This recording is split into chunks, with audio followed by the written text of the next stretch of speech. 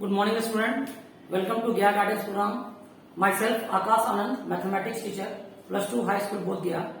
Going to start the crash course of class 12 in mathematics, and the topic is linear programming problem.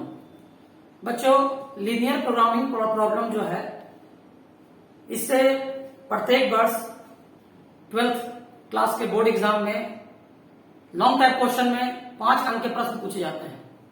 ये definitely हर साल आता है।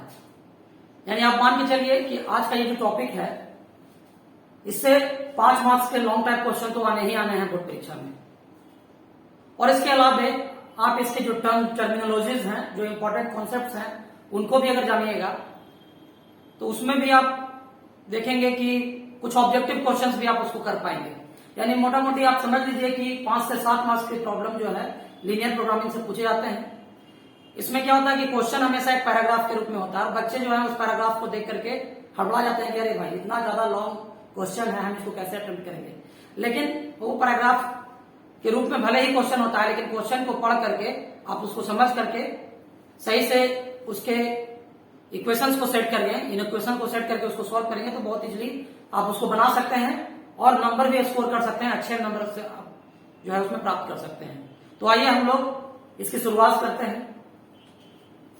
देखिए, सबसे पहले जैसा कि हम लोग देख पा रहे हैं, लीनियर प्रोग्रामिंग प्रॉब्लम। ये लीनियर प्रोग्रामिंग है क्या, हमको पहले इसको समझना होगा। देखिए, उसके लिए आपको कुछ टर्म के बारे में जानना होगा। लीनियर प्रोग्रामिंग से रिलेटेड टर्म क्या होंगे, उसके बारे में हम लोग को जानना होगा। तो चलिए हम लोग इसकी शुरुआत जो है बोर्ड से करते हैं। तो देखिए, हम लोग जो है यहां पर लीनियर प्रोग्रामिंग प्रॉब्लम, जिसको हम लोग बोलते हैं एलपीपी, उसमें कुछ टर्म्स हैं। और टर्म्स क्या क्या हैं, पहले हमको इस टर्म से फैमिलियर होना है कि इसमें टर्म्स कौन कौन से हैं। जैसे पहला टर्म आप देख पा रहे होंगे, optimisation problem. Linear programming problem क्या है, ऑप्टिमाइजेशन प्रॉब्लम। यानी ऑप्टिमाइजेशन प्रॉब्लम क्या होता है, इसका मतलब पहले आप समझ लीजिए। जैसे मान लीजिए कि अगर कोई दुकानदार है या अगर कोई बिजनेसमैन है और वो कोई बिजनेस करता है, तो उसका एम क्या होता है, उसका एम होता है कि वो मैक्सिमम प्रॉफिट को अर्न करे। यानी वो प्रॉफिट को मैक्सिमाइज करना चाहता है ना। या फिर अगर वो होलसेल मार्केट से सामान खरीदने जाता है तो वो चाहता है कि जो सामान वो खरीद रहा है वो उसको एकदम मिनिमम कॉस्ट पर मिले। और इसके लिए क्या करता है, क्योंकि वो 10-15 दुकान जो है ट्राई करता है कि कहां पर उसको सस्ते रेट में सामान उपलब्ध हो सके, और क्वालिटी को भी वो देखता है। तो वहां पर वो क्या करता है कि कॉस्ट को मिनिमाइज करता है। यानी बीइंग ए बिजनेसमैन, अगर कोई भी व्यक्ति बिजनेस करता है तो हमेशा उसका मोटो होता है कि वो बिजनेस में ज्यादा से ज्यादा मुनाफा कमाए, ज्यादा से ज्यादा प्रॉफिट कमाए। इसलिए वो प्रॉफिट को मैक्सिमाइज करना चाहता है। और वो ये भी चाहता है कि होलसेल मार्केट से जब हम कोई सामान को परचेज करते हैं बिजनेस के लिए, तो हम उसके कॉस्ट को मिनिमाइज करें, मतलब कम से कम मूल्य पर वो उसको उपलब्ध हो सके। तो ये जो मैक्सिमाइजेशन या मिनिमाइजेशन का जो कॉन्सेप्ट है, इसी को हम लोग बोलते हैं ऑप्टिमाइजेशन, है ना। तो लीनियर प्रोग्रामिंग में हम लोग ऑप्टिमाइजेशन प्रॉब्लम को स्टडी करेंगे, यानी कि मैक्सिमाइज और मिनिमाइज, चीजों को मैक्सिमाइज या मिनिमाइज करना है ना। अब उसके बाद देखिए, यहां पर होता है एक टर्म है ऑब्जेक्टिव फंक्शन। अब ये ऑब्जेक्टिव फंक्शन क्या होता है, या फिर कॉन्स्ट्रेंट्स, कॉन्स्ट्रेंट्स क्या होता है, नॉन नेगेटिव रेस्ट्रिक्शंस क्या होते हैं, ऑप्टिकल वैल्यू क्या होता है, फिजिबल रीजन क्या होता है, इनफिजिबल रीजन क्या होता है, ये सभी बातों को हम लोग समझेंगे। लेकिन उसको समझने के लिए मैं आपको एक प्रॉब्लम के साथ कनेक्ट करना चाहता हूं, क्योंकि एक प्रॉब्लम के माध्यम से मैं जब इन चीजों के बारे में आपको बताऊंगा तो वो आप ज्यादा इजीली को एब्जॉर्ब कर पाएंगे उन चीजों को। तो मैं आपको एक एग्जांपल्स के द्वारा आपको इन सारे टर्म्स से कनेक्ट करने का प्रयास करूंगा, क्योंकि एक बार जब आप इन सारे टर्म्स से कनेक्ट हो जाएंगे तो आपको लीनियर प्रोग्रामिंग का प्रॉब्लम सॉल्व करना बहुत ही प्रैक्टिकल लगेगा। क्योंकि डिफिनेशंस अगर मैं इन चीजों का बताता हूं तो थोड़ा हो सकता है कि आपको समझने में प्रॉब्लम हो, लेकिन मैं जब इसको एग्जांपल्स के माध्यम से आपको कनेक्ट करूंगा तो आप चीजों को आसानी से समझेंगे। तो हम कुछ एग्जांपल्स के माध्यम से इसको आपको समझाने का प्रयास करते हैं। और देखिए, ये जो लीनियर प्रोग्रामिंग प्रॉब्लम है, वो 3 तरह के प्रॉब्लम जो है बोर्ड परीक्षा में पूछे जा सकते हैं, जिसमें एक होता है डाइट प्रॉब्लम, एक होता है मैन्युफैक्चरिंग प्रॉब्लम और एक होता है ट्रांसपोर्टेशन प्रॉब्लम। यानी डाइट प्रॉब्लम, मैन्युफैक्चरिंग प्रॉब्लम और ट्रांसपोर्टेशन प्रॉब्लम, यही 3 प्रकार के प्रॉब्लम जो है पूछे जाते हैं एग्जामिनेशन में, या इसी प्रकार के प्रश्न जनरली इस चैप्टर में मिलेंगे आपको, है ना। और उसमें क्या करते हैं हम लोग, ऑप्टिमल सोल्यूशन खोजते हैं। जो भी प्रॉब्लम्स हो, डाइट से रिलेटेड प्रॉब्लम हो या मैन्युफैक्चरिंग से रिलेटेड प्रॉब्लम हो या ट्रांसपोर्टेशन से रिलेटेड प्रॉब्लम हो, हम लोग ऑप्टिमल सोल्यूशन ऑफ एलपीपी निकालते हैं, यानी लीनियर प्रोग्रामिंग प्रॉब्लम जो है उसका हम लोग ऑप्टिमल सॉल्यूशन निकालते हैं। यानी जहां पर मैक्सिमाइज करना हो मैक्सिमाइज करते हैं, जहां पर मिनिमाइज करना हो हम लोग उसको मिनिमाइज करते हैं। तो चलिए अब हम लोग एक प्रॉब्लम की ओर बढ़ते हैं, और यही प्रॉब्लम आपको लीनियर प्रोग्रामिंग से कनेक्ट करेगा। तो हम लोग स्लाइड की ओर बढ़ते हैं। एक प्रॉब्लम थोड़ा सा देख लीजिए आप लोग, क्योंकि ये आपको लीनियर प्रोग्रामिंग को समझने में बहुत मदद करेगा। इसमें क्या है, a furniture dealer deals in only 2 items, table and chairs. He has rupees 50,000 invest and has a storage place of at most 60 pieces.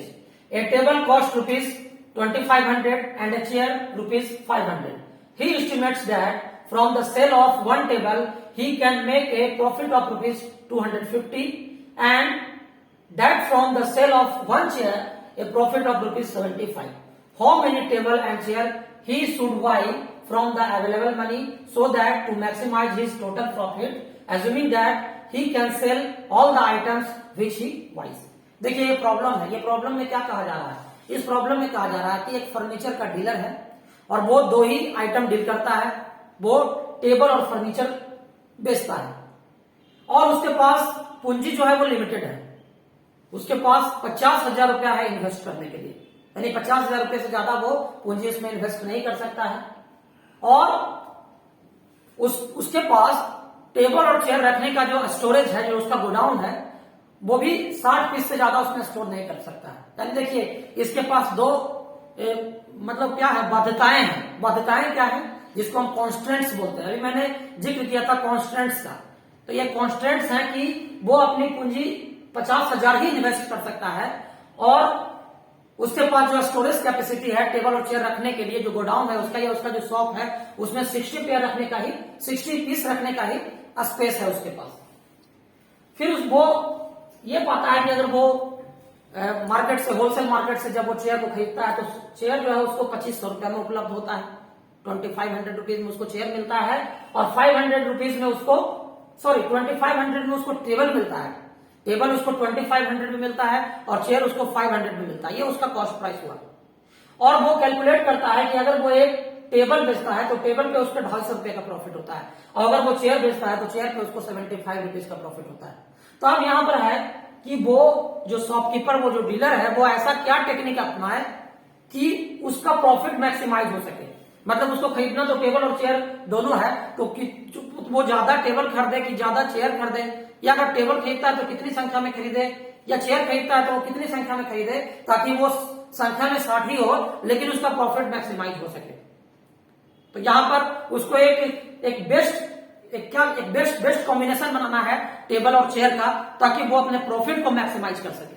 तो देखिए हम लोग इसको अब जो है बोर्ड की सहायता से इस चीज को समझते हैं, और आज कि आप निश्चित रूप से समझ भी पाएंगे और लीनियर प्रोग्रामिंग के प्रॉब्लम से कनेक्ट हो पाएंगे। तो ऐसा देखते हैं, मान लेते हैं कि आप यहां पर आप देख लीजिए कि यहां पर उसका टोटल जो इन्वेस्टमेंट है, टोटल इन्वेस्टमेंट आप देख रहे हैं कि ये ₹50,000 है ना। 50,000 रुपया उसके पास इन्वेस्ट करने के लिए है, और स्टोरेज जो उसका है वो स्टोरेज आपका दिख रहा है कि 60 पीसेज का उसका स्टोरेज है, यानी 60 पीस से वो ज्यादा टेबल और चेयर नहीं रख सकता है अपने गोडाउन में या अपने शॉप में।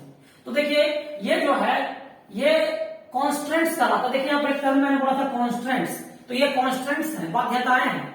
किसी के पास जो हम कोई भी काम करते हैं तो हमारे पास संसाधन सीमित होते हैं, और हमें उस सीमित संसाधन में ही काम करना होता है। ऐसा नहीं है कि हमारे पास इफराज पैसे हैं या किसी के पास बहुत ज्यादा पैसे हैं। हर लोगों के पास सारा संसाधन जो है लिमिटेड होता है, और उस लिमिटेड संसाधन जो रिसोर्सेज हैं उसी में ही उसको बेस्ट रिजल्ट देना होता है। तो लीनियर प्रोग्रामिंग में यही हम लोग काम करते हैं कि हम लिमिटेड रिसोर्सेज के अंदर, यानी कॉन्स्टेंट्स के अंदर, बाध्यताओं के अंदर हम लोग को मैक्सिमम प्रॉफिट अर्न करना है। तो यही काम यहाँ पर हो रहा है। तो देख लीजिए यहाँ पर ये 2 कॉन्स्टेंट्स हो गए। 50,000 का जो पूंजी है वो कॉन्स्टेंट्स है, और 60 से ज्यादा स्टोरेज नहीं है वो भी कॉन्स्टेंट्स है, यानी बाध्यताएं हैं, रेस्ट्रिक्शंस हैं। अब देखिए हम लोग ऐसा मान लेते हैं कि उसके वो खरीदना उसको क्या है, उसको खरीदना है टेबल और खरीदना है चेयर, खरीदना भी है और बेचना भी है। तो टेबल और चेयर में वो डील कर रहा है ना। आप देख लीजिए कि कॉस्ट प्राइस जो है टेबल का, वो कॉस्ट प्राइस जितना में दुकानदार खरीद के ला रहा है, तो आप देख रहे हैं कि उसका कॉस्ट जो है 2500 रुपया है आपका टेबल का और 500 रुपया है आपका चेयर का। और देखिए प्रॉफिट की अगर बात करें तो प्रॉफिट जो है उसका पर पीस जो प्रॉफिट है वो 500 रुपया आपका है टेबल पे और 75 रुपया नहीं 250 रुपया है यहाँ पे प्रॉफिट। टेबल पे प्रॉफिट जो है वो 250 रुपया है और 75 रुपया उसका प्रॉफिट है चेयर पे। तो अब हम लोग को ये कैलकुलेट करना है कि कितना चेयर या कितना टेबल खरीदे ताकि उसको मैक्सिमम प्रॉफिट हो सके। तो देखिए हम लोग मान लेते हैं, यहाँ पर हम ऐसे मान लेते हैं कि नंबर्स यहाँ पर मान लेते हैं, टेबल और चेयर का जो नंबर्स है हम 100 रुपया मान लेते हैं, मानना तो पड़ेगा ही हम लोग को। हम मान लेते हैं कि जो चेयर को खरीदता है उसकी संख्या x है, मतलब वो x चेयर खरीदता है और x टेबल खरीदता है और y चेयर खरीदता है। x टेबल खरीदता है और y चेयर खरीदता है ताकि उसका प्रॉफिट मैक्सिमाइज हो सके।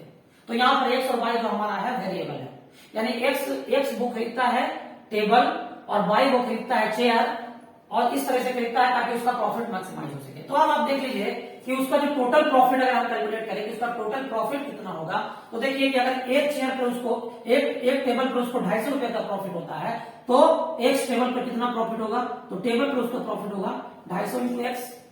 और चेयर पर उसका एक चेयर पर अगर उसका प्रॉफिट 75 रुपया है तो बाई चेयर पर उसका प्रॉफिट होगा 75 बाई, और यही उसका नेट प्रॉफिट होगा। इस प्रॉफिट को अगर हम एक लीनियर ऑब्जेक्टिव फंक्शन जेड से डिनोट करते हैं, ये जेड से डिनोट करते हैं, तो ये जो जेड का वैल्यू है इसी जेड के वैल्यू को हमको क्या करना है, मैक्सिमाइज करना है ना, इसको हम लोग को मैक्सिमाइज करना है। तो देखिए हमारा निकल के आ गया, ये ऑब्जेक्टिव फंक्शन हमारा आ गया है ना। ऑप्टिमाइजेशन प्रॉब्लम तो आप समझ रहे हैं, अब ये ऑब्जेक्टिव फंक्शन क्या है ये आप समझ गए, यानी कि यहाँ पे जो जेड जो है वो जेड एक ऑब्जेक्टिव फंक्शन है और इसी का वैल्यू जो है मैक्सिमाइज करना है। ये क्या है, जेड जो है क्या, वो प्रॉफिट है, इसी प्रॉफिट को मैक्सिमाइज करना है। और चूंकि यहाँ पर जो एक्सप्रेशन है वो लीनियर एक्सप्रेशन है, क्योंकि यहाँ जो वेरिएबल x और y है उसका पावर क्या है, 1 है, इसलिए ये जो ऑब्जेक्टिव फंक्शन है ये लीनियर ऑब्जेक्टिव फंक्शन है, क्योंकि यहाँ जो वेरिएबल x और y है उसका जो पावर है वो 1 है ना। तो ये आपका ऑब्जेक्टिव फंक्शन जो है लीनियर है।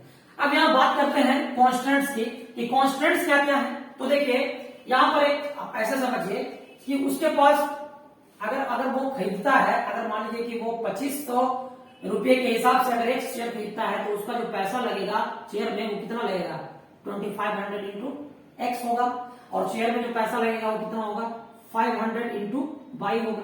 लेकिन ये जो इन्वेस्टमेंट है that should be less and equal to 50,000, ये जो पैसा है वो 50,000 रुपया ज्यादा नहीं हो सकता है। तो देखिए यहाँ पर क्या है कि कंडीशन है कि जो पैसा टोटल जो इन्वेस्टमेंट है that is less and equal to 50,000, ये 50,000 रुपया से कम होगा या हद से उससे ज्यादा, तो उसके बराबर होगा, उससे ज्यादा नहीं जा सकता है। तो कंडीशन यहाँ पर क्या है कि 2500x plus 500 into by less and equal to 50,000, ये जो वैल्यू है वो 50,000 रुपए से कम होना चाहिए या 50,000 रुपए के बराबर होना चाहिए, यानी उससे ज्यादा नहीं होना चाहिए। तो देखिए यहाँ पर हम चाहें तो इसको थोड़ा सिंप्लीफाई कर सकते हैं। सिंप्लीफाई करने के लिए अगर हम दोनों तरफ से 500 कॉमन करके काट दें तो क्या हो जाएगा, देखिए यहाँ 500 कॉमन यहाँ से करेंगे तो यहाँ 5x बचेगा, यहाँ y बचेगा, और यहाँ पर 500 जब कॉमन कर लेंगे तो यहाँ पर 100 बच जाएगा। तो देखिए ये जो आया है ये हमारा एक लीनियर कॉन्स्टेंट्स आया। देखिए यहाँ पर कॉन्स्टेंट्स की जब मैं बात कर रहा था तो एक कॉन्स्टेंट्स तो आप यहाँ पर समझ पा रहे हैं, ये तो ऑब्जेक्टिव फंक्शन निकल गया,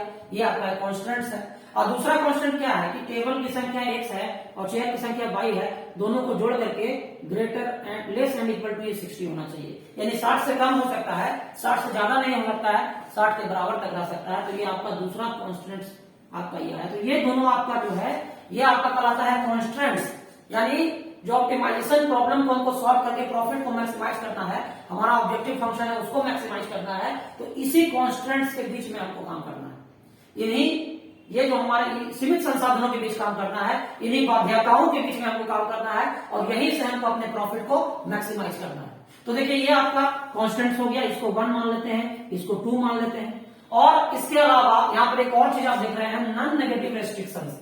अब ये नॉन नेगेटिव रेस्ट्रिक्शंस क्या है, तो नॉन नेगेटिव रेस्ट्रिक्शन रेस्ट्रिक्शन और कांस्टेंट है की चीज है, लेकिन यहाँ पर नॉन नेगेटिव जो वर्ड रखा हुआ है, इसका मतलब क्या हुआ कि हमारे नंबर ऑफ चेयर है that is greater and equal to 0, और जो नंबर ऑफ टेबल है वो ग्रेटर एंड इक्वल टू 0 है, और नंबर ऑफ चेयर भी ग्रेटर एंड इक्वल टू 0 है। इसको हम 3 मान लेते हैं, इसको हम 4 मान लेते हैं। तो ये जो आपका है ये नॉन नेगेटिव रेस्ट्रिक्शंस कहलाते हैं। ठीक है, तो आई थिंक आप इस चीज को पकड़ पा रहे होंगे कि मैं आपको क्या बताना चाह रहा हूं। तो यहाँ पर देखिए, यहाँ पर हमारे पास ये 4 तरह के कॉन्स्टेंट्स आ गए हैं, और ये हमारा ऑब्जेक्टिव फंक्शन है। और लीनियर प्रोग्रामिंग में अगर आपने इतना सेट कर लिया तो आप प्रॉब्लम को आसानी से सॉल्व कर सकते हैं। तो चलिए अब हम लोग यहां तक तो समझ ही चुके हैं कि ऑप्टिमाइजेशन प्रॉब्लम क्या होता है, ऑब्जेक्टिव फंक्शन क्या होते हैं, कॉन्स्टेंट्स क्या होते हैं, और नॉन नेगेटिव रेस्ट्रिक्शंस क्या होते हैं। अब हम लोग इसके आगे बढ़ेंगे और हम लोग देखेंगे कि इसमें जो है क्या क्या इसमें जो टर्म और बचे हुए हैं। जैसे एक टर्म है ऑप्टिमल वैल्यू।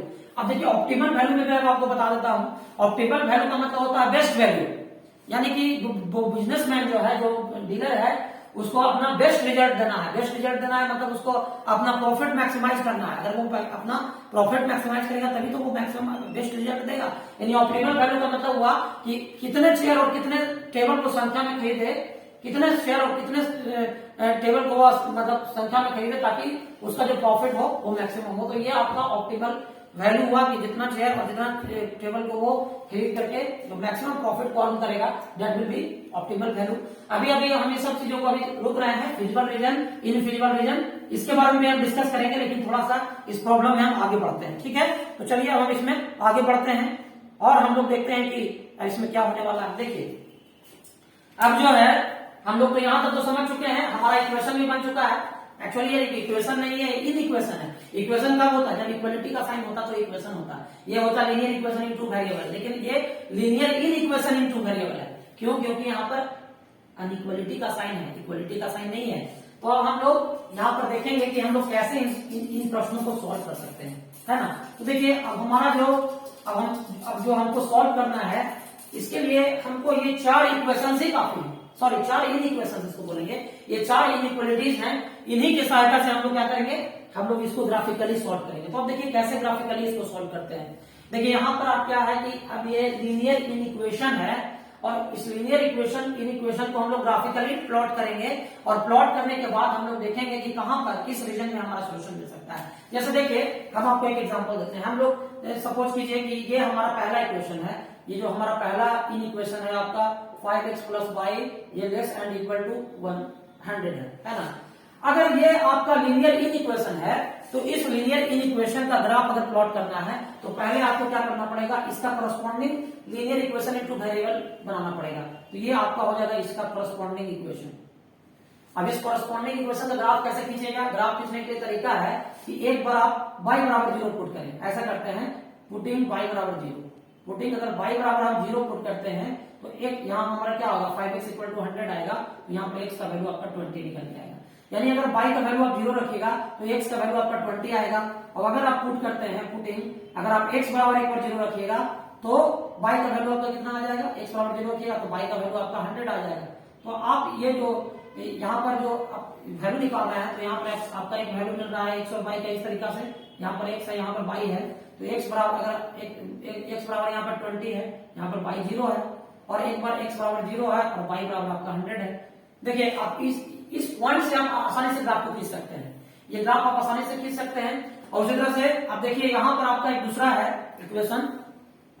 ये इक्वेशन है आपका x + y जो है लेस एंड इक्वल टू 60 है। तो इसका करस्पॉन्डिंग जो इक्वेशन होगा वो x + y = 60 होगा, है ना। अगर यहाँ पर एक वैल्यू चार्ट बनाते हैं, यहाँ पर अगर x और y लिख देते हैं, अगर हम y को 0 रखते हैं तो x हमारा कितना आता है, 60 आता है। और अगर हम x को 0 रखते हैं तो y कितना आता है, हमारा 60 आता है। तो हमारा जो ये 2 पॉइंट्स मिल रहा है, एक पॉइंट आपका क्या मिल रहा है, एक पॉइंट आपका मिल रहा है 20 0, एक पॉइंट आपका मिल रहा है 0 100। तो इससे आप इन दोनों पॉइंट से आप इस लाइन को ड्रॉ कर सकते हैं, क्योंकि ये एक स्ट्रेट लाइन के रूप में आएगा। This is a linear equation in two variable. तो इसका एक ग्राफ जो होगा स्ट्रेट लाइन होगा, और उस स्ट्रेट लाइन को खींचने के लिए आपको ये 2 पॉइंट्स मिल गए हैं।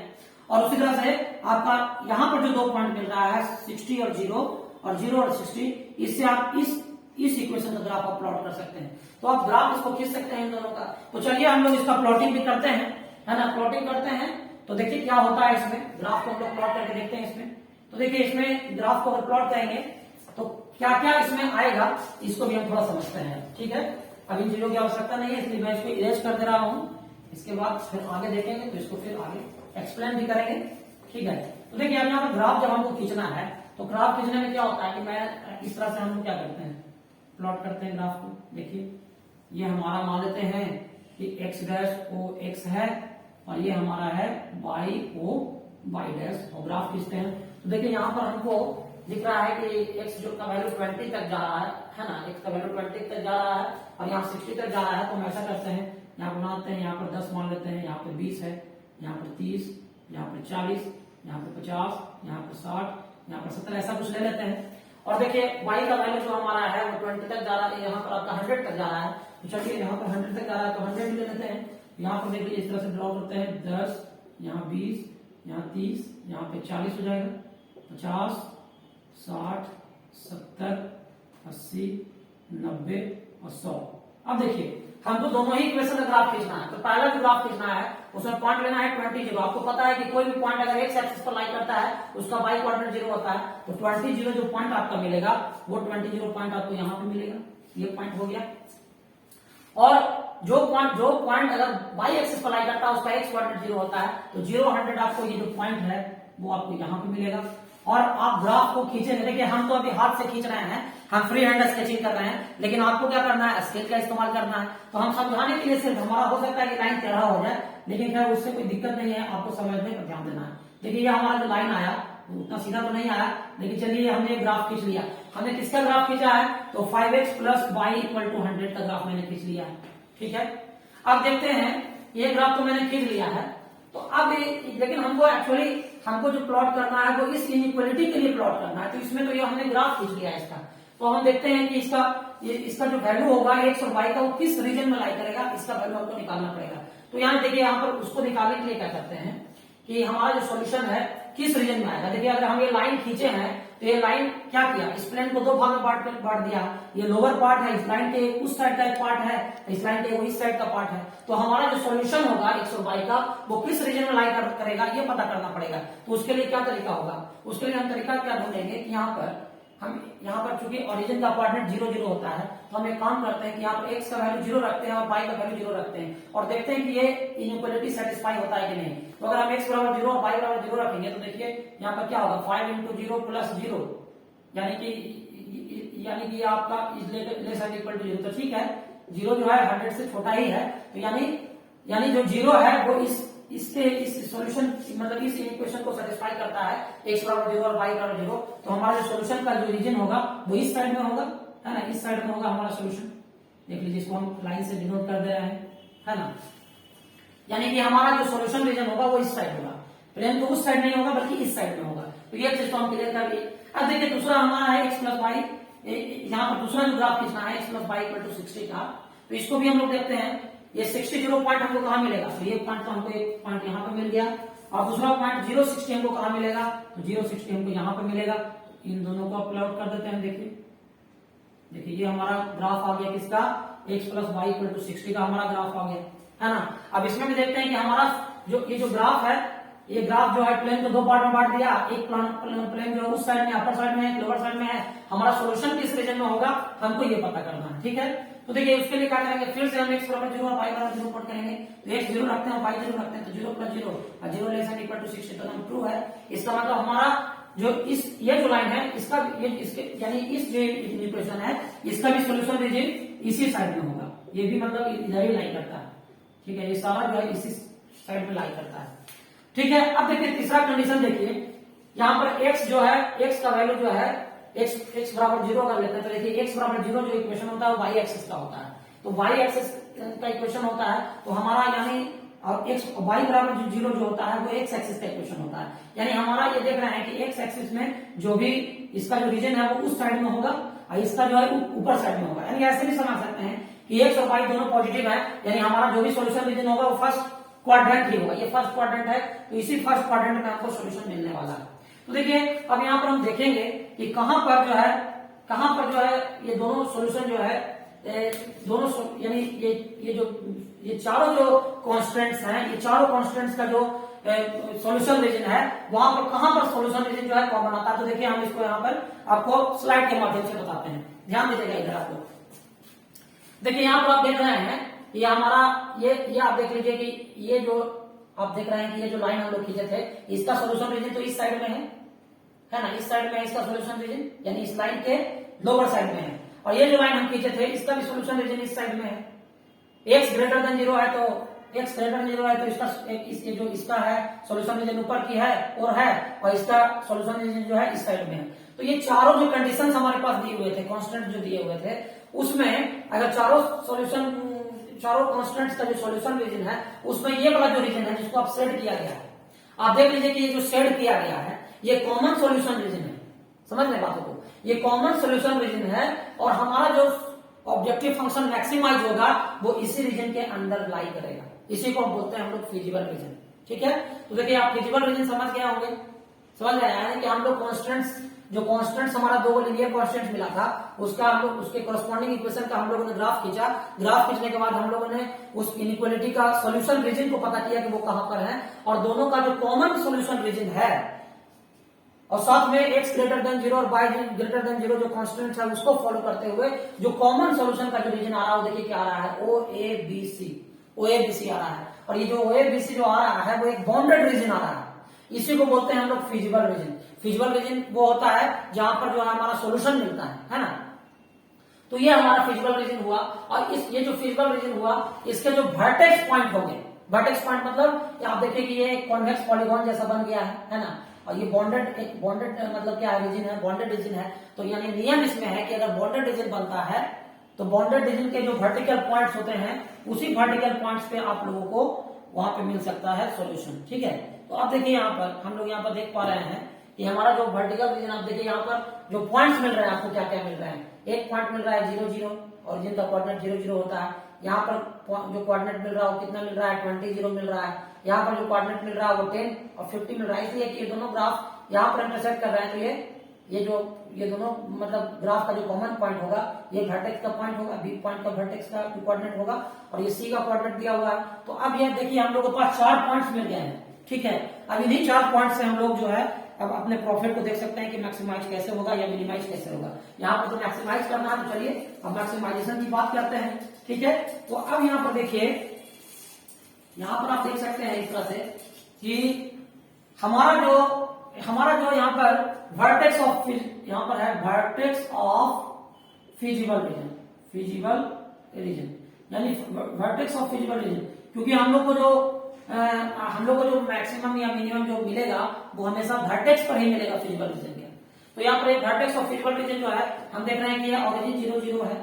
उसके बाद हमारा देख लीजिए कि ऑरिजिन 0 0 है वर्टेक्स, और यहाँ पर क्या है, एक हमारा पॉइंट जो है इसको हम मान लेते हैं O है ना। ये जो O है इसको हम C मान लेते हैं, इसको हम B मान लेते हैं इस पॉइंट को, और इसको मान लेते हैं, इसको हम लोग मान लेते हैं A।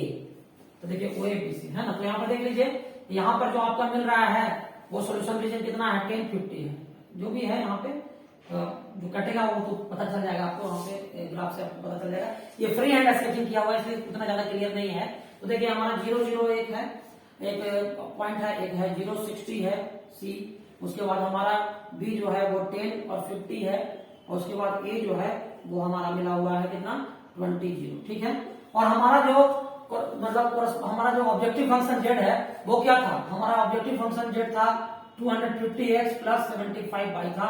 इसको हमको क्या करना था, मैक्सिमाइज करना है। इसको मैक्सिमाइज करना है, ये रुपीज में है आपका। तो देखिए इसका वैल्यू जो है, अगर हम वैल्यू यहाँ पर पुट करते हैं 0 0, तो ये 0 x बराबर 0 y बराबर 0 पढ़ करेंगे तो यहाँ पर 0 आ जाएगा।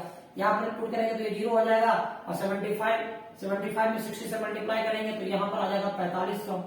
एक बार फिर x बराबर हम 10 रखेंगे तो यहाँ पे 2500 आ जाएगा, और यहाँ 75 गुने 50 करेंगे तो ये हमारा 6250 आएगा कैलकुलेट करने पर। x और y का वैल्यू 10 और 50 रखेंगे तो, और x बराबर 20 और y का वैल्यू 0 रखेंगे तो यहाँ पर जो वैल्यू निकल के आएगा 5000 आएगा। अब देखिए यहाँ पर कंडीशन आया कि अगर जो दुकानदार है अगर 10 टेबल खरीदता है और 50 चेयर खरीदता है तो देखिए कि यहाँ पर उसका प्रॉफिट मैक्सिमम आ रहा है। देखिए मैक्सिमम प्रॉफिट आ रहा है। बाकी जगह पर देख लीजिए, अगर वो 20 टेबल खरीदता है और चेयर खरीदता ही नहीं है तब उसका प्रॉफिट 5000 रुपया होता है। अगर वो टेबल ही नहीं खरीदता है, सिर्फ शेयर खरीद लेता है 60 पीस, तो उसका प्रॉफिट जो है 4500 आएगा। तो आप यहाँ पर देख लीजिए कि मैक्सिमम प्रॉफिट वो कहां पर अर्न किया। तो मैक्सिमम प्रॉफिट वो तब अर्न किया जब उसका टेबल का संख्या 10 है और शेयर का संख्या जो है 50 है। ठीक है, तो यानी ये जो होगा, ये एक्स का जो वैल्यू हमारा होगा वो हो जाएगा कितना, एक्स बराबर हमारा जो होगा 10 होगा और वाई बराबर हमारा 50 होगा, और हमारा जो जेड मैक्स का वैल्यू होगा यानी मैक्सिमम प्रॉफिट जो होगा वो 6250 होगा। और इस प्रकार जो है हम लोग लीनियर प्रोग्रामिंग के प्रॉब्लम को सॉल्व कर चुके हैं। ठीक है, तो आई थिंक आप समझ गए होंगे कि किस तरह से लीनियर प्रोग्रामिंग के प्रॉब्लम को सॉल्व किया जाता है। देखिए, लीनियर प्रोग्रामिंग के प्रॉब्लम को सॉल्व करने के लिए आपको यहाँ पर लीनियर इनइक्वालिटीज जो आप 11th क्लास के अलजेब्रा में पढ़े हैं उसके कॉन्सेप्ट का इस्तेमाल किया गया है। और लीनियर इनइक्वालिटीज आप 11th क्लास में पढ़े हैं, अगर थोड़ा सा अगर इसके कॉन्सेप्ट में प्रॉब्लम है तो आप इसको फ्लैशबैक करके एक बार देख भी लेंगे ताकि आपको इस तरह के प्रॉब्लम को बनाने में कोई दिक्कत नहीं आए। ठीक है, चलिए अब हम लोग स्लाइड की ओर बढ़ते हैं। आई थिंक कि मैंने आपको अच्छे तरीके से लीनियर प्रोग्रामिंग प्रॉब्लम को समझा दिया है। चलिए अब यहाँ पर देखते हैं कुछ टर्मिनोलॉजीज है। अब इसको हमको नहीं लगता कि ज्यादा कुछ हमको बताने की जरूरत है क्योंकि ये सारे चीज तो आप समझ चुके हैं। लीनियर प्रोग्रामिंग प्रॉब्लम एलपीपी क्या होता है? Linear programming problem is one that is concerned with finding the maximum or minimum value of a linear function of several variables subject to the condition that the variables are non-negative and satisfy a set of linear inequalities। अब देख रहे हैं यहाँ पर जो linear programming problem होता है उसमें क्या करते हैं कि आप प्रॉब्लम को सॉल्व करते हैं तो उसमें एक ऑब्जेक्टिव फंक्शन होता है जिसको आप मैक्सिमाइज करते हैं या मिनिमाइज करते हैं, है ना। तो वो मैक्सिमाइज या मिनिमाइज करने के लिए आपको कुछ कंडीशन दिए रहते हैं जो लीनियर कॉन्स्टेंट्स के रूप में होते हैं या लीनियर इनइक्वेशंस के रूप में होते हैं, और वहां पर नॉन नेगेटिव रेस्ट्रिक्शंस भी होते हैं जिसमें आप देखते हैं कि जो अननोन वेरिएबल होते हैं वो क्या होते हैं, नॉन नेगेटिव होते हैं, ग्रेटर देन इक्वल टू 0 होते हैं। और ये जो 122 जो नॉन नेगेटिव रेस्ट्रिक्शंस होते हैं उसको हम लोग डिसीजन वेरिएबल कहते हैं। उसी तरह से आप यहाँ पर समझ चुके हैं कि ऑब्जेक्टिव फंक्शन क्या होता है, कॉन्स्टेंट्स क्या होता है, नॉन नेगेटिव रेस्ट्रिक्शंस क्या होता है, ऑप्टिमल वैल्यू क्या होता है। आई थिंक आपको ये ज्यादा कुछ समझाने की जरूरत नहीं है। देखिए, फिजिबल रीजन भी मैंने बता दिया है। फिजिबल रीजन एक बार फिर से आप समझ लीजिए कि फिजिबल रीजन क्या होता है। देखिए, आप जब किसी लीनियर प्रोग्रामिंग प्रॉब्लम को सॉल्व करते हैं तो आपको वहां पर दो या अधिक लीनियर कॉन्स्टेंट्स मिलते हैं। लीनियर कॉन्स्टेंट्स जो होते हैं वो क्या होते हैं, वो हमेशा लीनियर इनइक्वेशंस के रूप में आते हैं। जब उनके कॉरस्पॉन्डिंग इक्वेशंस का ग्राफ जब आप प्लॉट करते हैं तो क्या देखते हैं कि हर ग्राफ का एक सॉल्यूशन रीजन होता है। तो अगर 2 लाइन है या 3 लाइन आप प्लॉट किए हैं ग्राफ के रूप में तो हर का सॉल्यूशन रीजन होता है। तो जहां पर मतलब सभी ग्राफ्स का जो सॉल्यूशन रीजन कॉमन होता है तो वो जो कॉमन रीजन होता है उसी को हम लोग बोलते हैं फिजिबल रीजन। और फिजिबल रीजन के अलावा जितने भी रीजन बच जाते हैं वो सब इनफिजिबल रीजन होते हैं। जो फिजिबल रीजन होता है वो शेडेड करके हम लोग दिखाते हैं कि भाई 3 या 4 लीनियर इक्वेशंस हैं या 2 लीनियर इक्वेशंस हैं, उनका जो सॉल्यूशन सेट्स है उनके लिए जो कॉमन एरिया होता है सॉल्यूशन का that is called feasible region. और हमारा जो फिजिबल सॉल्यूशन होता है वो हमको फिजिबल रीजन में ही मिलता है। तो यहाँ पर देखिए, यहाँ पर एक चीज आपको यहाँ पर एक बार बहुत ध्यान में रखना है आपको, और प्रॉब्लम के बाद जब बताएंगे तो आप ज्यादा उसको क्लियर कर पाइएगा, उसको ज्यादा कनेक्ट कर पाइएगा। तो ये बात हमको ध्यान में रखना होगा कि बहुत बार ऐसा होता है कि जो फिजिबल रीजन होता है वो फिजिबल रीजन जो होता है बाउंडेड रीजन होता है। बाउंडेड रीजन का मतलब होता है कि वो कॉन्वेक्स पॉलीगॉन के रूप में आ जाता है, यानी चारों तरफ से वो बंद होता है। तो जहां जहां पर बंद होता है तो उसका जो वर्टेक्स होता है, उस पॉलीगॉन का जो वर्टेक्स होता है, उस पॉइंट का जो कोऑर्डिनेट होता है ना, उस कोऑर्डिनेट वो जो एक्स कोऑर्डिनेट और वाई कोऑर्डिनेट जो होता है उसी से हमारा जो है सॉल्यूशन निकल के चला आता है लीनियर प्रोग्रामिंग का, और वहां से हम लोग ऑप्टिमल वैल्यू प्राप्त कर सकते हैं। लेकिन कभी कभी जो रीजन होता है वो अनबाउंडेड होता है। जो रीजन अनबाउंडेड होता है तो उसमें क्या करते हैं उसको भी थोड़ा हमको समझना है। देखिए, उसमें अगर रीजन हमारा अनबाउंडेड होता है तो क्या करते हैं, तो देखिए उसके लिए मैं कंडीशन आपको बता दूंगा कुछ प्रॉब्लम्स के माध्यम से। वो कंडीशन अभी थोड़ी देर में कुछ प्रॉब्लम्स आएंगे, उसी प्रॉब्लम्स में मैं आपको वो सब चीजें जो है डिस्कस करके बता दूंगा। तो चलिए अब हम लोग कुछ अगले प्रश्न की ओर बढ़ते हैं और देखते हैं कि हमारा अगला जो प्रश्न है वो क्या होने वाला है। देखिए, अब हम लोग सीधे सीधे प्रॉब्लम पे आते हैं, ज्यादा टाइम ना लेते हुए, क्योंकि 1 शॉर्ट वीडियो है इसलिए हम बहुत जल्द इसको अब कंप्लीट करना चाह रहे हैं लेकिन समझते हुए, इसलिए हम लोग अब थोड़ा सा स्लाइड के माध्यम से इसको कवर करेंगे। देखिए, हमारा जो पहला एग्जाम्पल है उसमें आपको क्या दिया हुआ है कि solve the following linear programming problem graphically. आपको लीनियर प्रोग्रामिंग प्रॉब्लम को ग्राफिकली सॉल्व करना है।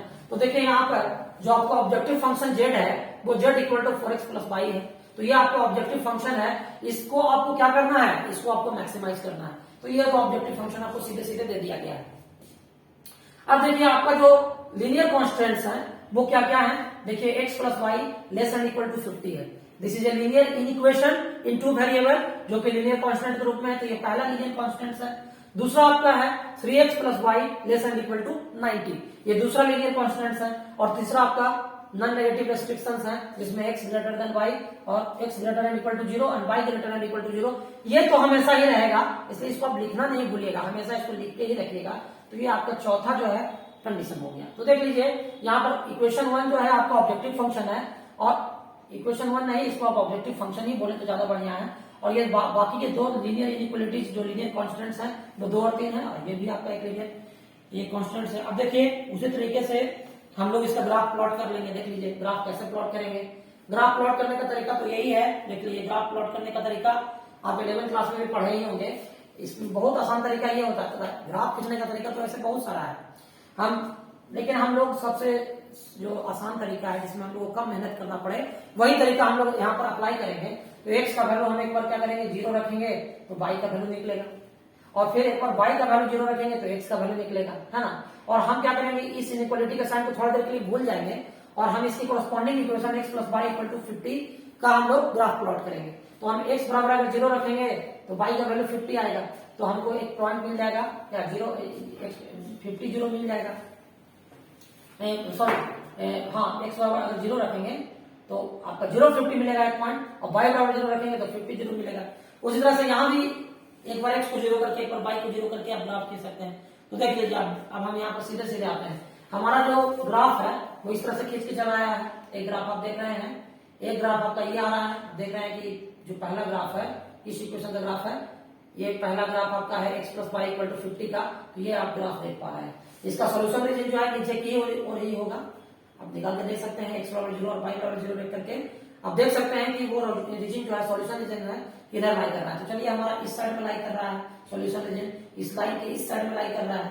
उसी तरह से इसका ग्राफ भी प्लॉट करेंगे। देखिए यहाँ पर जो ग्राफ प्लॉट करेंगे उसमें देखिए 30 0 पॉइंट मिलेगा, और यहाँ पर एक पॉइंट मिलेगा आपका 0 90, इससे प्लॉट करेंगे ग्राफ, ये दोनों ग्राफ प्लॉट कर लेंगे। और ये जो नॉन नेगेटिव रेस्ट्रिक्शंस है जिसमें x ग्रेटर देन 0 है तो ये इधर लाई करेगा, y ग्रेटर देन 0 है तो इधर लाई करेगा, है ना। और आप देख लीजिए कि ये चारों सोल्यूशन का इसका जो रीजन है वो भी इस साइड में है, तो जो कॉमन रीजन है सोल्यूशन का आप देख लीजिए कि कॉमन रीजन क्या है, यही वाला जो निकल के आ रहा है, यही कॉमन रीजन है।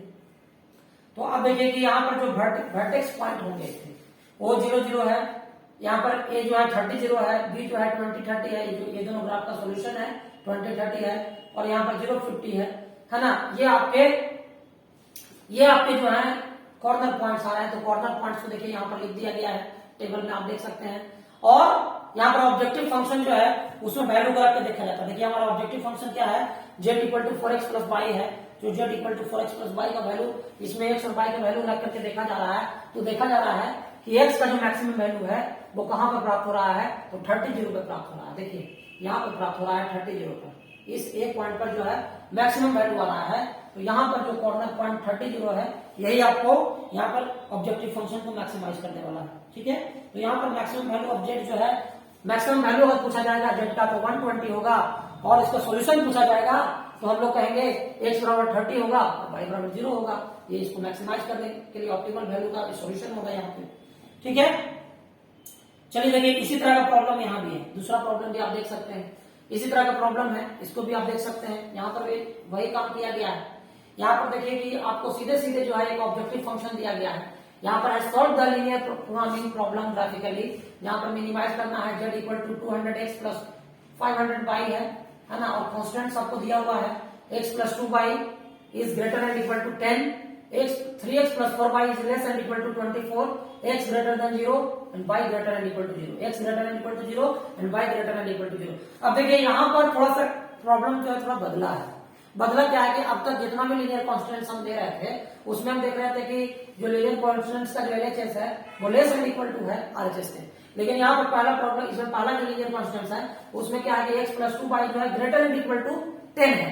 तो खैर उससे कोई दिक्कत नहीं है, हम लोग प्लॉटिंग करेंगे, ये भी इसका भी ग्राफ हम लोग खींचेंगे, इसका भी ग्राफ खींचेंगे और सॉल्यूशन रीजन पता करेंगे। तो देखिए एक बात मैं आपको बताना चाह रहा हूं कि ये जो x + 2 is greater and equal to 10 है, इसका जो सॉल्यूशन रीजन होगा वो ऊपर की ओर होगा।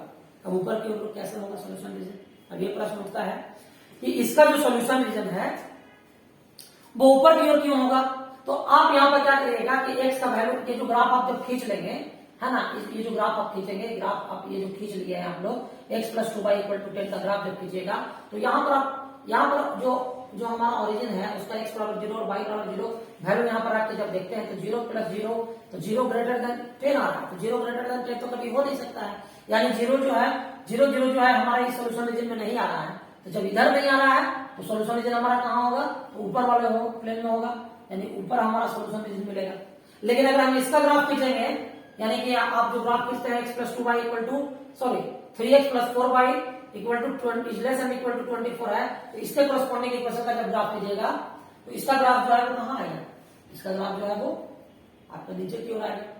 इसका ग्राफ जब नीचे की ओर आएगा और ये x greater than equal to 0 और y greater than equal to 0 इस बात को श्योर करता है कि जो भी कैलकुलेशंस होंगे वो फर्स्ट क्वाड्रेंट में ही होंगे। तो चलिए आपको ज्यादा इस पर दिमाग लगाने की जरूरत भी नहीं है। लेकिन अगर ये दोनों रीजन को, ये दोनों का, इसका सोल्यूशन रीजन नीचे है, इसका सोल्यूशन रीजन ऊपर है, तो यानी कॉमन रीजन तो एक छोटा सा रीजन मिल रहा है, यही कॉमन रीजन हमारा है। यही जो कॉमन रीजन है, इसी कॉमन रीजन में हमारा जो ये जो फिजिबल सोल्यूशन, ये जो फिजिबल रीजन हमारा मिल जा रहा है, यहीं पर हमारा जो है मैक्सिमम का पॉइंट मिल जाएगा हमारा। सॉरी, यहाँ पर मिनिमम करना है तो मिनिमम का पॉइंट मिल जाएगा। तो देखिए यहाँ पर 3 वर्टेक्स है, A है 0,5, B है 4,3 और C है 0,6, है ना। बारी बारी से x और y का वैल्यू जो है हम इस ऑब्जेक्टिव फंक्शन में जब रखेंगे तो हम देख रहे हैं कि जब x = 0 और y = 5 रखेंगे तो हमारा वैल्यू जो है 2500 निकल के आएगा।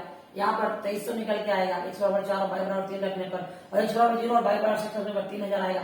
तो हम देखते हैं कि इसमें मिनिमम वैल्यू कौन है, तो मिनिमम वैल्यू हमारा कितना है? 2300 हमारा मिनिमम वैल्यू है।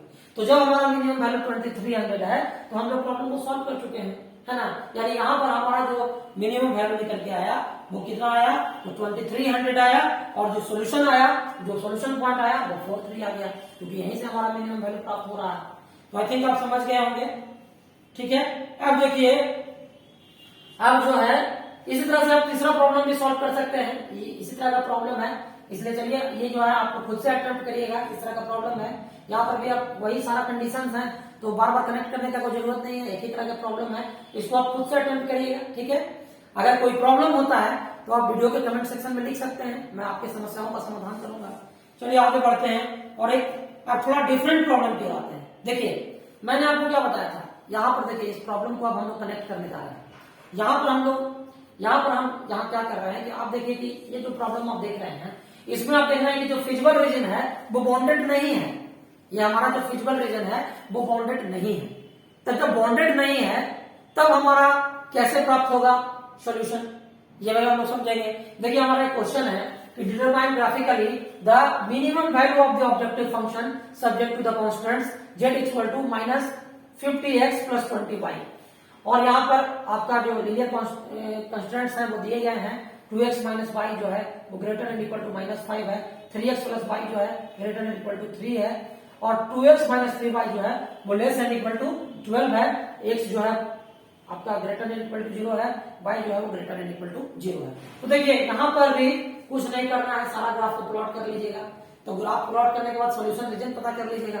तो देखिए हम लोग सॉल्यूशन रीजन पता कर लेते हैं।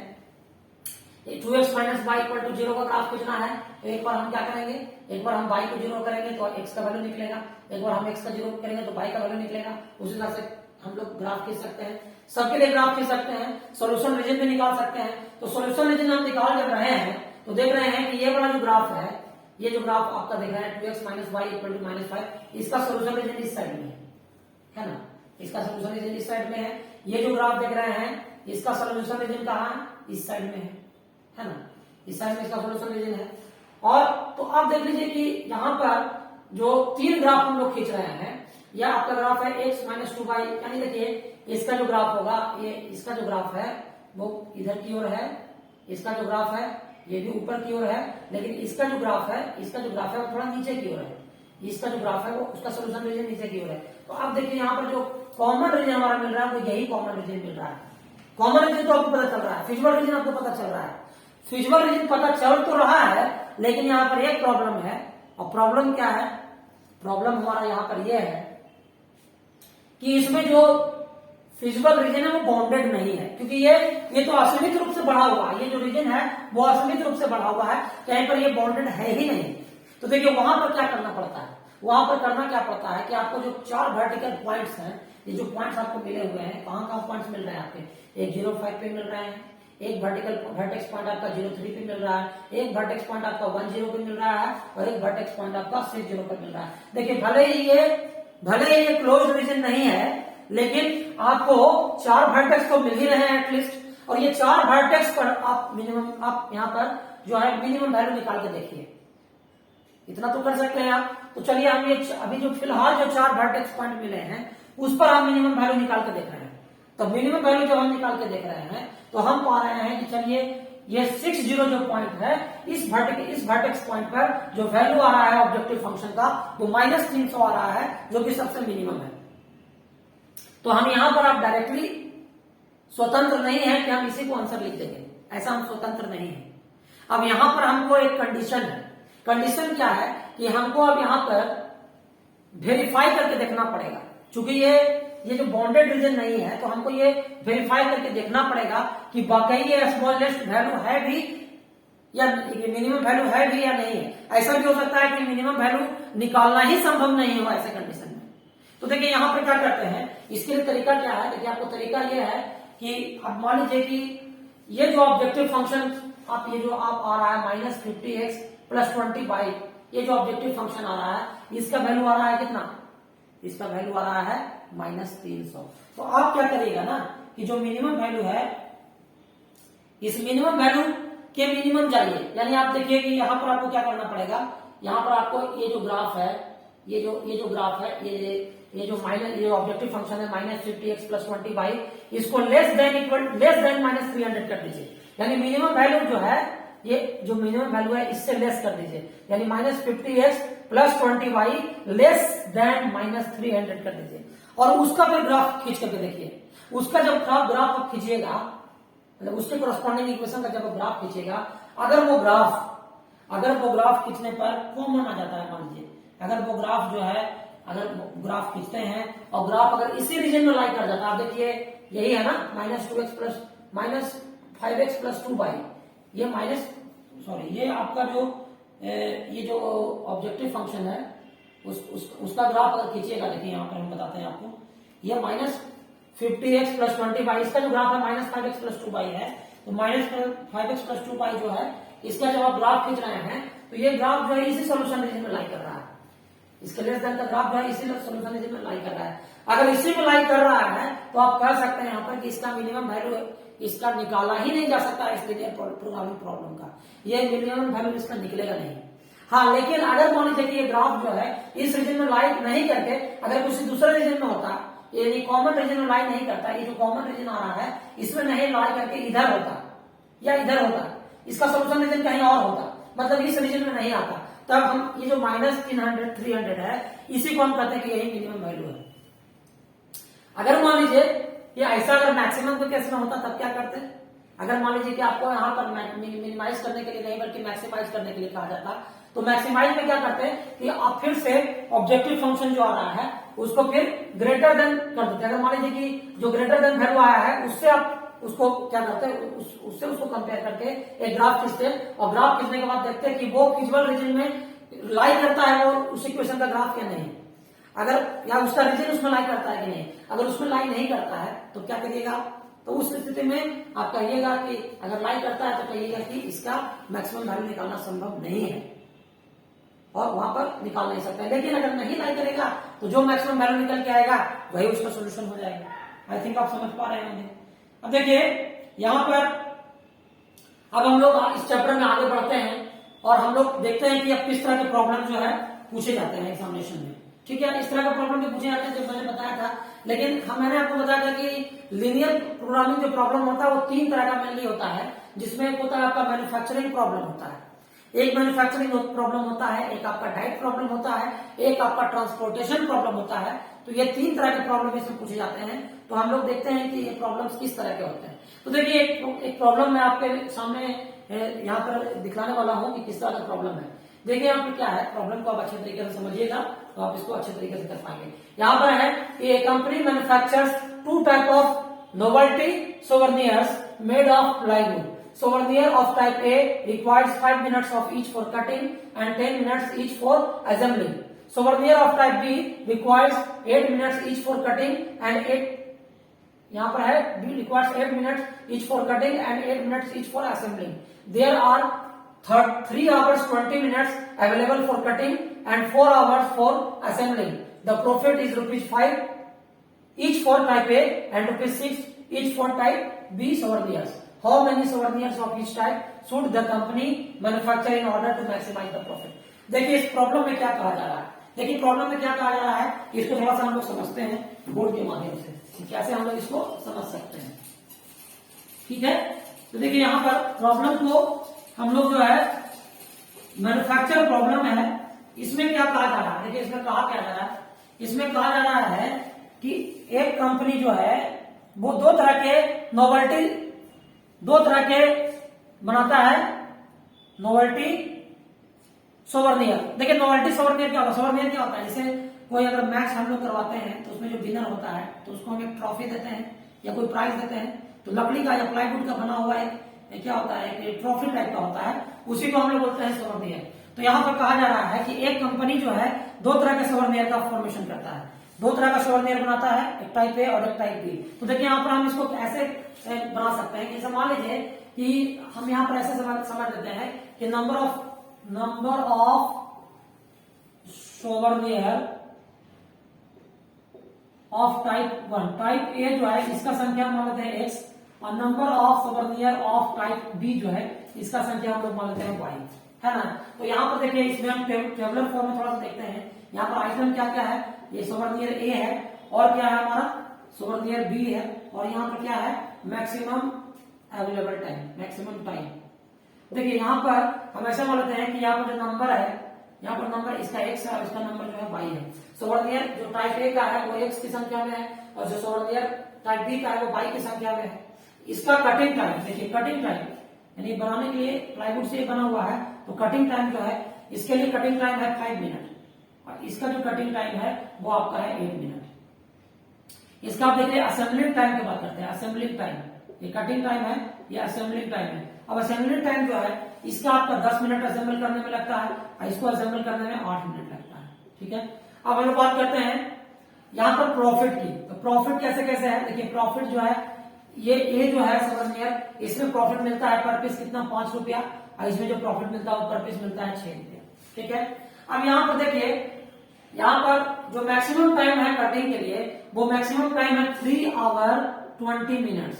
तो 3 आवर 20 मिनट्स को अगर हम मिनट में कन्वर्ट करें यानी 200 मिनट है इसमें, ये 200 मिनट आपका मैक्सिमम टाइम है कटिंग के लिए। और यहाँ पर आपको दिया हुआ है 4 आवर्स दिया हुआ है यानी 240 मिनट्स है कटिंग टाइम, है ना। तो देखिए अब ये जो हमारा कंडीशन है इस पर हम जो है सेट कर लेते हैं अपना लीनियर कॉन्स्टेंट्स क्या क्या है। देखिए हमारा जो यहाँ पर है, यहाँ पर हम लोग को समझना पड़ेगा कि हम लोग इस तरह के प्रॉब्लम के लिए कैसे हम लोग सेट करेंगे इक्वेशन को, थोड़ा इसको हम समझेंगे। ठीक है, तो देखिए यहाँ पर देखिए कि उसको जो ए टाइप का जो सोवर्नियर है उससे प्रॉफिट जो होता है 5 रुपया होता है, तो प्रॉफिट जो मिलेगा वो 5x मिलेगा सोवर्नियर टाइप x से, और बी से उसको जो प्रॉफिट मिलेगा वो कितना मिलेगा, वो मिलेगा 6y। ये प्रॉफिट को हम जेड मानते हैं और इसी को तो हमको मैक्सिमाइज करना है, इसको मैक्सिमाइज करना है। तो हमारा यहाँ पर ऑब्जेक्टिव फंक्शन तो हमारा मिल गया, ये हमारा ऑब्जेक्टिव फंक्शन हो गया, है ना। दूसरा है कि कटिंग टाइम जो है वो 3 घंटा 20 मिनट यानी 200 मिनट से ज्यादा नहीं होना चाहिए। तो इसका जो अगर एक मतलब टाइप ए को कट करने में 5 मिनट लगता है तो टाइप ए की संख्या अगर x है तो इसमें कटिंग टाइम आपका क्या लगेगा 5x लगेगा, और इसमें जो कटिंग टाइम लगेगा वो 8y लगेगा, और दोनों को जोड़ के जो टाइम होना चाहिए वो कितना होना चाहिए, वो हमारा 200 मिनट से ज्यादा नहीं होना चाहिए। यानी वो 200 मिनट से कम तो हो सकता है लेकिन ज्यादा नहीं हो सकता है, 200 मिनट के बराबर हो सकता है। तो ये हमारा लीनियर कांस्टेंट ये आ गया। दूसरा अगर हम लोग असेंबलिंग टाइम की बात करें तो इसको असेंबल करने में 10 मिनट का समय लगता है, तो ये आपका हो जाएगा x है तो 10x हो जाएगा असेंबल करने में। इसको असेंबल करने में कितना टाइम लगेगा, तो इसको असेंबल करने में 8 मिनट लगता है, तो ये आपका हो जाएगा 8 बाई, है ना, इसको यहाँ पर 10 मिनट लगता है, और इसको यहाँ पर लगता है 8 बाई, और ये जो आपका है 240 आ रहा है, तो ये लेस एंड इक्वल टू 240 होना चाहिए। तो देखिए हम यहाँ पर साथ में ये रखेंगे x greater and equal to y और y greater and equal to x। अब देखिए ये मिल गया ऑब्जेक्टिव फंक्शन, इसको 1 मान लेते हैं, ये आपका चाहे इसको कुछ मानते नहीं है, इसी को 1 मान लेते हैं, इसको 2 मान लेते हैं, इसको 3 मान लेते हैं, इसको 4 मान लेते हैं, और इससे हम लोग ग्राफ प्लॉट कर लेते हैं। तो देखिए ग्राफ जब प्लॉट करेंगे तो क्या आता है हमारा, देखिए ग्राफ जो है हम लोग प्लॉट करते हैं इसका, देखिए बहुत आसानी से आपको समझ में आ रहा है, आप ग्राफ भी देख पा रहे हैं। देखिए ये हमारा जो पहला जो लीनियर कॉन्स्टेंट्स था, है ना, वो इसका ग्राफ हम लोगों ने ये खींच लिया है, और खींच लिया तो देखिए हम एरो का साइन इधर दे रहे हैं, ये एरो का साइन इधर देने का मतलब क्या हुआ, ये इधर हमारा सॉल्यूशन रीजन है, इसका चेक करके सॉल्यूशन रीजन निकाले। देखिए ये सॉल्यूशन रीजन जो है, ये एरो का साइन इधर देख रहे हैं, ये एरो का साइन इधर देख रहे हैं, तो इसका सॉल्यूशन रीजन इधर है।